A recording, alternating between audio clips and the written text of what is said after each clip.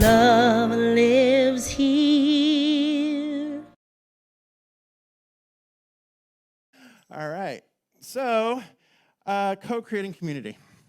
So, who here has built a sandcastle at the beach? Anybody not build a sandcastle at the beach? Okay, a couple? And Dad's built a sandcastle. No? Oh. All right. Yeah, that's sad, yes. Sand mounds.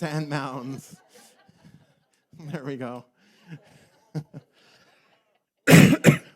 How many people have dug a big hole at the beach? How's that? All right, there. Okay, now I see more hands. All right. Okay, so last week we were in San Clemente for Jeffmas, the beginning of Jeffmas. It was actually Edmas at the time, but Jeffmas was at the end of the week. And so we were in San Clemente, and I had the opportunity one day of just going down and walking on the beach. Actually, I had that opportunity every day. I just didn't take advantage of it every day. But walking on the beach, and as I was walking on the beach, I saw these families, especially like groups of small children, building sandcastles in the sand, digging and creating moats and making water, filling the moats and everything. And it was really amazing to watch them just play together and work together and co-create these structures together. They all kind of had this shared idea that they were going to create something, and they were all contributing their own creativity to it, and they were all contributing their own ideas, and they were all taking on different tasks. Some of them were going down and scooping further wet sand and packing it really hard into the pails and then tipping it over. And then the others were like grouting, like moving the wet sand to like smooth it out so that it would hold together. And others were digging the moats and filling it with water. So they were all having a great time. And there were some older siblings, or some parents that were acting as the foremen for some of them. But they were all having this really great time. And then there was one of those waves, for this one group, there was one of those waves that doesn't look like it's going to be much there, but it washes up on shore, and it keeps coming, and it keeps coming, and it keeps coming, and it wiped out part of the sandcastle, right? But these kids, they didn't worry about it. They're like, oh, okay. And so they adapted. They figured out something else to do. So what they did next is they created a barrier. They did a sand mound, like what Dad was talking about. They did a sand mound there, and then they rebuilt the castle behind, right? So they showed this resiliency of being in community and resiliency in co-creating this sand structure that they were making. And they were having just such a great time. And they weren't worried that it wasn't going to be there tomorrow because they were creating and they were having a blast in that moment. And so they had figured out that working together, they were stronger. Working together, they were more creative. Working together, they were building something as a community that they couldn't have built on their own. And they adapted together. They worked together when adversity came in the way of the larger wave, right? And they rethought. They came up with a solution together, and then they rebuilt together. And I thought, wow, look at these kids just applying natural behavior of cooperating, of collaborating, of co-creating together. And not only were they co-creating the sandcastle, they were co-creating community. They were co-creating connections with each other. They were co-creating memories for them to share with one another for years to come. They might not remember what exactly the sandcastle looked like, but they'll remember building sandcastles with their brothers and sisters on the beach, or their cousins, or whoever it was, their friends, whoever it was, right? And there were several of them dotted along the beach. It was great to see all this. So it really got me thinking about co-creating in community. And what does that look like? Last week, we visioned together. Sanja led a beautiful visioning session together, and we visioned together. So like the kids playing on the beach, they had a set intention. They had an idea, right, that they were going to build a sandcastle. They didn't know what it was going to look like. They didn't know what it was going to be in the end. They didn't know how long it was going to last, but they were going to have a great time building the sandcastle because they had a joint vision. They had a joint idea, and each one was contributing to that joint idea. Same thing with us. When we are co-creating in community, co-creation starts with vision. That we have to have an idea of where we're going. We have to have an idea of a higher idea for our community, for our project, for whatever it is that we're wanting to do, whatever it is that we're wanting to create. In this case, it's creating community. So several things came through for the community, came through the visioning last week, right? A thriving, engaged community that supports one another in our spiritual and personal growth, that has a larger impact in the world. So a thriving, engaged community that supports one another in our spiritual and personal growth and has a larger impact in the community. Other words that were coming through were authenticity and connection. Now, would you agree that that kind of summarizes what we experienced last week when we were visioning and kind of what Daryl shared with you at the end, what you were experiencing at the tables, yes?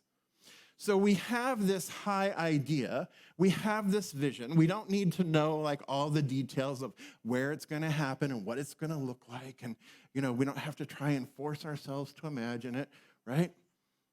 We have the high idea. This high idea, the vision alone carries the how, carries the what to make it manifest, to make it come into reality, all right? So we tap into that. And by the way of tapping into that, we ask certain questions. We ask, what must we release? What must we embrace? What must we embody? What must we become? And as we open up to this higher idea of what we must release, embrace, embody, and become, then that forms kind of a roadmap, right? Because then when we're looking at release, embrace, embody, become, that helps give us clues as to where we can take action, how we can take action, how we can move forward in this larger collective vision, because we have to get rid of stuff first, right? We got to clear the clutter, right? We can't receive anything if our hands are holding on to something already. So we have to clear the clutter. We have to clear, right? And that's about embracing, bringing something into us. Then it's embodying, becoming that, having it here, or embodying it. And then there's the becoming piece, meaning how we change, how we grow, how we transform into something new. So when we're co-creating a community, we have the opportunity to look at these four things as we lightly hold the vision, and the vision continues to clarify itself. Then we have the opportunity to do the work of release, embrace, embody, become. So, what last week were we called to release? Just popcorn it out. What were some of the things that came through that were called to be released? Fear. What else? The old ways. What else? It was just last week. Forgetfulness, maybe? Amnesia. Preconceptions. Smallness. Okay? All right, so fear of what, Mike? Fear of what? Fear of change. Okay, what else? Fear of what else? What other fears? Fear of failure, fear of change, fear of not enough, fear of not enough time, fear of not enough money, fear of not enough volunteers, fear of not enough participation, fear of being too much, lack of control, right? Fear, lack of control. Old ways tomorrow. What old ways? We're looking at releasing.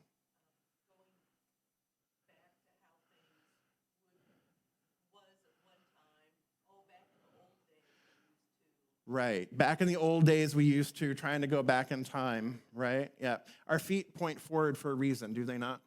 Yeah. Right? So trying to go back to the way it used to be. Oh, I remember when there were 800 people. Well, not only were there 800 people here, there were 1,000 at, the Presbyterian church and, all that kind of stuff. It was a different time than what we inhabit today. So what happens today does not look like what happened back then. Right? Yeah, okay. Anyway. No, just thoughts of who was here at the time and what else was going on at the time. And anyway, let's move along. Yes. Just like my brain just went, sidebar. Okay. Right? Preconceptions, Marty. What preconceptions do we need to release? The way that it has been. Certain ways that we have to do things. Okay, so preconceptions and attachments, right? Attachments to the how, attachments to the what, right? All these things are inhibiting our growth because we have certain attachments, certain ways that it was so cool when we used to do that, and we should go back to that, and whatever, right? Church has to be this way. Everybody's got to get dressed up, right? Sit in pews and with their little white gloves and, sing out of hymnals and, James is over there, no, please don't do that. Right? Well, James, I'd be out the door with you, okay? So I was like, yeah, no, not going to happen, right? All right, so those are some of the things that, we would look at releasing. The key, my beloveds, is that when these things come up, guess what? They're not only operating in the collective unconscious of the congregation or the people gathered here today. They are operating where? In your own unconscious mind, in your own life. So, where is fear of change, of not enough, of too much? Where is fear holding you back? What are you afraid of? Where are old ways, old patterns, old habits, old paradigms holding you back? Where are you so in your comfort zone that you just don't even think about things, that it's just like, oh, it's just the way I do it. It's just the way it is, right? Where are your own preconceived ideas, your own attachments, your own judgments about the way things should or shouldn't be? Where are your own preconceived ideas inhibiting your life? Because, my beloveds, if we want this community to thrive and be engaged and support one another in our spiritual journey and growth and have an impact in the world, it's kind of hard as a community to do this if we're all sitting in fear, old ways, old thinking, preconceived ideas, etc. Right? So the opportunity we have here is to begin to do the work to clear it out within ourselves. And this is why we started with the individual, and now we're moving to the community. Why we started with the individual at the beginning of the year, now we're moving into the community. Because you've had a go-around already. We've had one pass at this already of being able to start releasing these things in your own life. And I know that you've experienced some shifts in the last 3 or 4 months because I've heard about them, right? So I know that you're shifting, you're growing, you're evolving, you're changing because you're releasing some of the stuff. You're releasing some of the fears. You're embracing some of the goodness and more good. You're experiencing more freedom as a result, right? So as we do this work individually, the community also benefits, right? Yeah? So it's a double thing here. Because you're doing your work individually and you're coming and you're participating here, then we have the ability to do our work collectively. And as we share with one another and as we are working together to do the work together, guess what happens? It's amplified, it's magnified. When I hear people go, I'm really just doing my own thing at home now. I'm like, okay. And how is that working for you right now? I love you. I absolutely love you. Don't get me wrong. But how is it working for you? How is disengaging from a community that loves you, a community that supports you, a community that is here to help you thrive and grow, how is that serving you? How is that helping you to grow? Right? We don't just do this. We don't just come in here for ourselves. We come in here as a community because when I come in here and I share my joys or you share your joys, when you come in and share your joys are amplified and magnified and we're all like, woohoo, celebrate you, right? And when you come in here, it's like, wow, I have been having a really tough time in my life right now. And you come in here and it's like, yeah, I hear you. And I honor you, and I am so grateful that you are here. How can I support you in prayer? What can I know for you? Do you need someone to drive you? Do you need someone to pick you up? What do you need? Let me know. I'm here to support you. I'm here to love you. I'm here to pray with you, right? This is the benefit of community. Right? We're not here to solve each other's problems or fix each other. No, we're here to grow together, both spiritually and on a personal level, right? And then those weights, that heaviness, right? If I was going to pick up this table here, right, by myself, it's really heavy. But if everybody around the table helps lift the table, the weight isn't that heavy. Right? And then if even more of us, like everybody who could actually get around the table, were to pick up the table, it'd be even lighter, right? At some point, too many people is going to be in trouble. Like, not everybody's going to be able to get their hands on it, right? But you can cheer from the background or what have you. You're still part of the collective activity, right?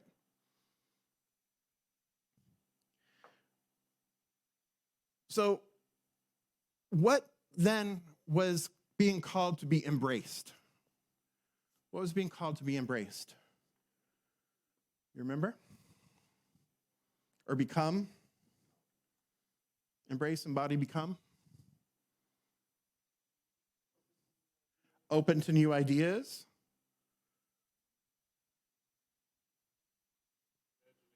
Imagination? Willing to participate?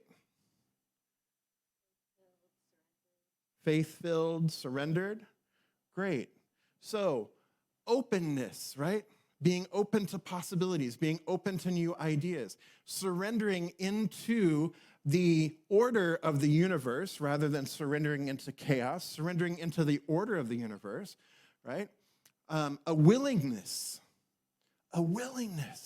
meaning that we have to be willing. If we're just like, okay, I'm here, but I'm not willing to do anything, I'm not willing to participate. I'm just going to sit here at the table with my arms folded, right?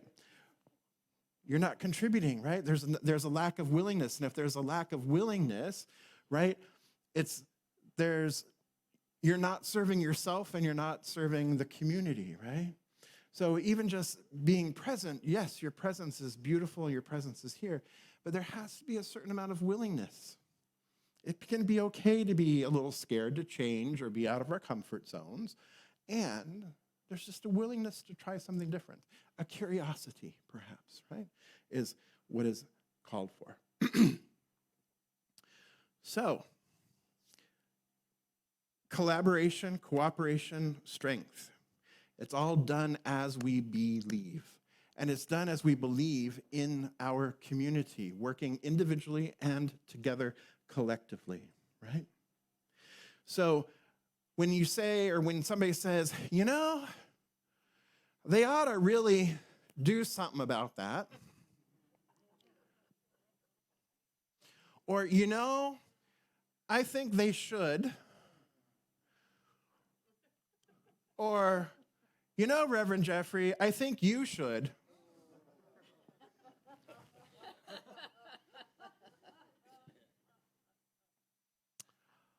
Remember that this is a community. There is no you. There is no they. There's only a we, right? I've been saying it since March 1st of 2018. Whose community is this? Our community, right? It's all of ours. It's not just Reverend Jeffrey. Reverend Jeffrey, I think we should do this. I'm like, oh, that's good. I think so too. What are you going to do to make it happen? Right? I think they should sing this song. Well, that's good. Maybe I do too. But what are you going to do to make it happen? What are they going to do to make it happen? Right? It's all of us working together in community that co-creates the community that we are a part of. So if there is something that you want to improve about this community, if there is something that is calling you, that is burning a desire for you within this community, then guess what? You get to co-create together the community that you want to be a part of. And if it's just a pointing fingers, well, remember, when you're pointing a finger, there's 3 fingers pointing back at you, right? So we all start here, right? Yes. So now is the perfect time, as I crick my way back up, to go to tables and have our discussion around these 3 questions. So in co-creating community, question 1, what tangible gifts, talents, skills, or abilities do you have that could benefit the community? Number 2, what becomes possible for you if you fully engage in co-creating community? What becomes fully possible for you? Remember, it comes back to you. You're also benefiting. You're not just donating to the community, you're also benefiting. And number 3, there's 3 questions tucked in here. What hesitation do you have about fully engaging in co-creating community? What belief or fear is behind that hesitation? And how is it preventing you from living your highest good? Because if there's a hesitation, a fear, or a belief that's keeping you paused, then you are also pausing living your highest potential. You're also putting a pause on your own life. So those are the discussions. I open it up now to the tables and enjoy. Have fun co-creating this experience together. And so it is. Here we go.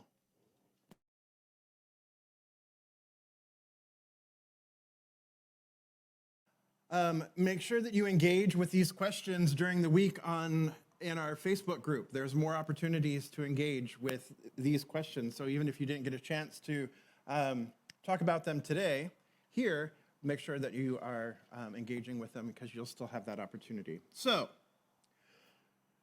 I like what was coming through. I like what people have shared. And so this is the homework for this week.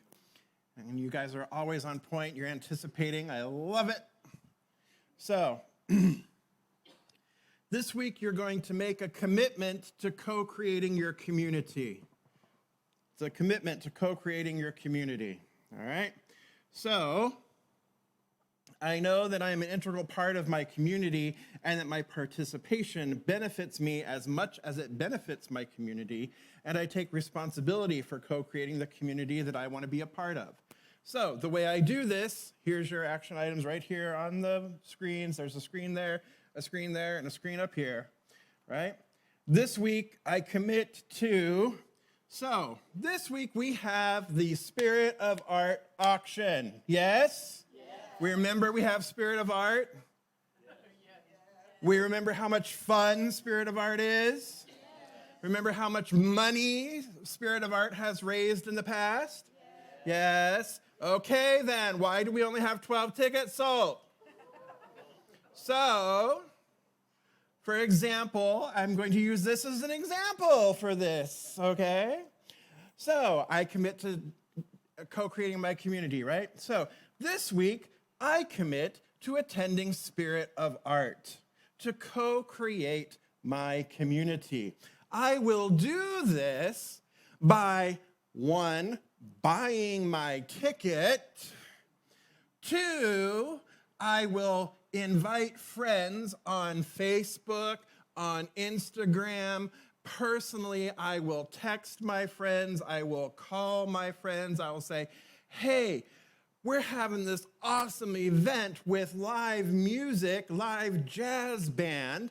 We're having phenomenal food, including Chef Kim's famous salmon, macaroni, and cheese. And if you aren't here for that, guess who gets to take that home? I will take one for the team on that. But I'd rather not, right? So, and then there's going to be a ton of fabulous art here. So make sure that you are going back through Riverside CSL. So then the third way is I'm going to go back to Riverside CSL Facebook page, and all those posts that Dinah has been sharing consistently for 4 weeks that I've never seen, I'm going to go look for them, and I'm going to share them with my network. Yes? Yes? I don't hear you. Yes? All right. And core council members, hell yes. Okay. Thank you. All right. And then I'm going to hold myself accountable. So those are the steps I'm going to take. Then I'm going to hold myself accountable to this commitment by telling Allison, this is me, telling Allison, Allison, I did this on Monday, this on Tuesday, this on Wednesday. These are the people that I invited. Because I'm going to ask Allison to be my accountability partner. No, you should not all call Allison. But if you would like to experience the guilt of disappointing Allison, if that is what is going to motivate you, because I don't feel like you're going to feel too guilty disappointing Dinah. But I do think, I love you, Dinah, but we know it's true, right? But if you need the guilt of disappointing Allison, or the fear of disappointing Dinah, there you go, whichever, right? Then make it work for you. But hold yourself accountable, okay? Just hold yourself accountable. That's all I'm asking, all right? So that is one way you can take action, right? But so fill in your blanks for yourself as well. And I'm just saying, Spirit of Art's going to be very lonely with just, a few of us here admiring all the beauty that I am. That we are. Hello. Thank you. All right. So there that is. All right. So that is the homework. That is your call to action. That is your take action item. So that is the thing. That is your spiritual practice for this week of co-creating community. All right, so I invite our practitioners to please stand and surround the sanctuary. Or surround the space, surround the tables, what have you. All right. So just coming together in consciousness, recognizing here and now there is the one power, the one presence, the one infinite eternal that is forever creating, forever manifesting, forever expressing itself in, through, and as its beloved creation, because there is no other place for it to express or to manifest or to demonstrate, except through what it creates. Therefore, I know that I am the hands, the heart, the mind, the Spirit of God on earth. And as I know that this is true of me, I know that this is true of everyone gathered here this day. I also know that this is true of our community, that we are the hands, we are the heart, we are the spirit of love, spirit of God. Manifesting, expressing, creating, and co-creating our experiences together with and as the one mind. And so I know that this community continues to unfold under grace and in perfect ways. I know that this community continues to support one another. I know that this community continues to thrive and engage. I know that this community continues to reach out and make a difference in people's lives. And together we rise. And so I give thanks for this knowing. I let it be, and so it is. So let's say the affirmation together. I invite everybody to stand. I enthusiastically co-create my community. Something wonderful is happening through me right now. There's this thing called love. Love is in my mind. Love is in my body. Love is in everything I do. I am it. I share it. I receive it. And I move love forward because love lives here. Let's sing it.